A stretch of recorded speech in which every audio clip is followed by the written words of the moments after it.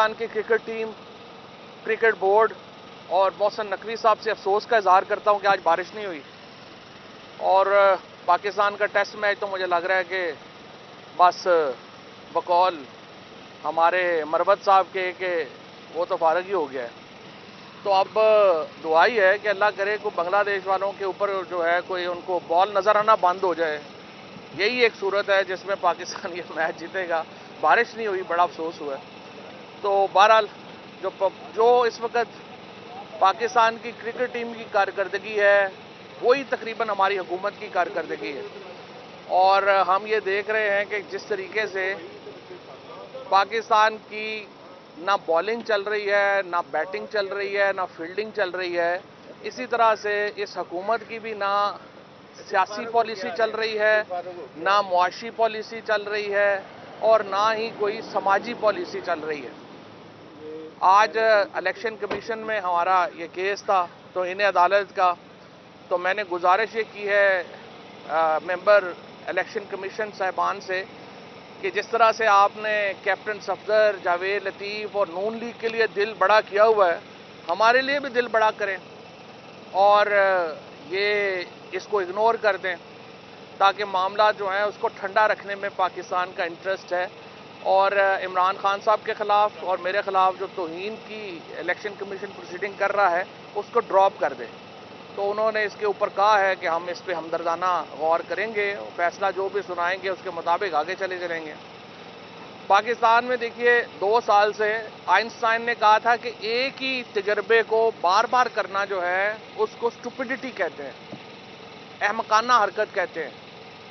पाकिस्तान में 2 साल से एक ही तजर्बा बार बार हो रहा है और वो तजर्बा क्या है? रोज़ाना इमरान खान को माइनस करके पाकिस्तान चलाना। जिस शख्स के साथ पाकिस्तान की 2/3 आबादी से भी ज़्यादा आबादी खड़ी है, जो 4 करोड़ वोट लेके जेल से इलेक्शन जीता है, उसको आप कैसे माइनस करेंगे?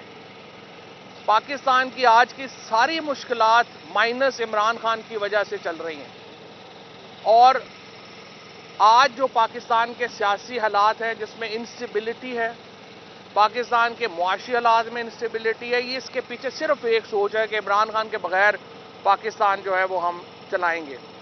वो नहीं चल रहा। 4 बड़ी मिथ्स जिसके ऊपर इमरान खान को आपने बाहर किया। आपने कहा वो 30 दिन जेल नहीं निकालेगा।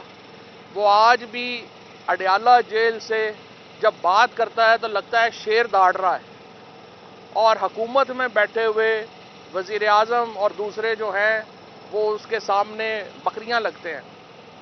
आज इमरान खान उसी तमकनत और शान से खड़ा है जो आज से 13 महीने पहले खड़ा था। फिर आपने कहा कि जी पार्टी ख़त्म हो जाएगी। 8 फरवरी को लोगों ने पार्टी को बगैर लीडरशिप के वोट कर दिया और सबसे बड़ी पार्टी पीटीआई है आज।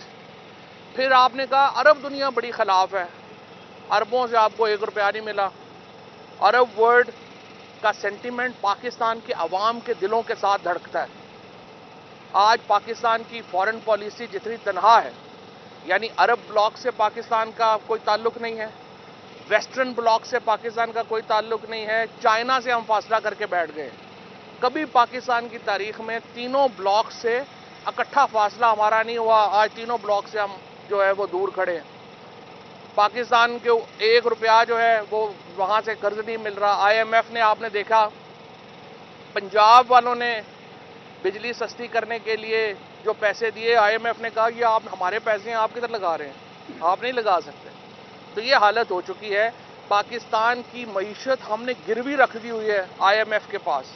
एक मुल्क जो 6.3% सालाना के ऊपर ग्रो कर रहा था, जहाँ इंडस्ट्री ग्रो कर रही थी, जहाँ पे पाकिस्तान में इकोनॉमिक स्टेबिलिटी थी, पॉलिटिकल स्टेबिलिटी थी और सोशल स्टेबिलिटी थी, आपने माइनस इमरान खान के चक्कर में तीनों तबाह बर्बाद कर दी हैं।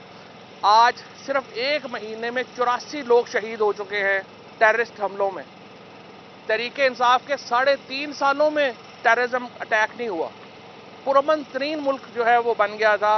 आज पाकिस्तान में टेररिज्म पूरे तरीके से वापस आ चुका है। पाकिस्तान में महंगाई पूरे तरीके से वापस आ चुकी है। पाकिस्तान में पॉलिटिकल इंस्टेबिलिटी पूरे तरीके से वापस आ चुकी है। इन सारे मसाइल का हल ये है कि ग्रैंड पॉलिटिकल डायलॉग किया जाए, जिसमें हम इमरान खान के साथ, नवाज शरीफ साहब के साथ, आसफ जरदारी साहब के साथ और इस्टेब्लिशमेंट के साथ मौलाना फजलुर रहमान और महमूद अचकजई साहब और ये सारे लोग बैठे और पाकिस्तान में पॉलिटिकल प्रोसेस को बहाल किया जाए। ये जो लोगों को उठाने से तो मसले हल नहीं होते, बंदूक से तो मसले हल नहीं होते। ग्रैंड पॉलिटिकल डायलॉग की पाकिस्तान को ज़रूरत है।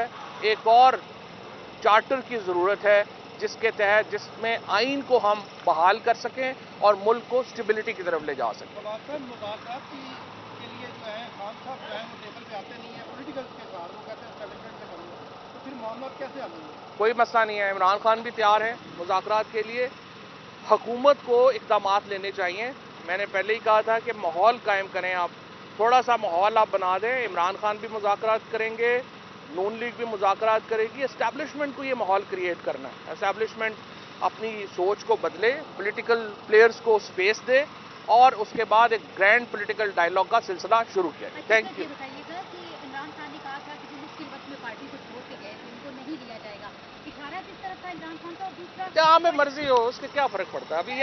अभी देखिए, इंडिविजुअल इश्यूज प्रॉब्लम ही नहीं है, अभी बड़े इश्यूज तो रिजॉल्व हो सकते हैं। डैला जेल में जो मखसूस सहाफ़ियों को बस रसाई दी जा रही है अंदर और सहाफ़ियों को रोका जा रहा है, इस हवाले से क्या? मैं समझता हूँ कि बड़ी ज्यादती है कि सहाफ़ती तंजीमें खामोश हैं। जिस तरह जुडिशरी के ऊपर एक कू किया जा रहा है और वकला खामोश हैं, इसी तरह से सहाफ़ती बरादरी को खामोश किया जा रहा है और सहाफ़ती बरादरी खामोश है।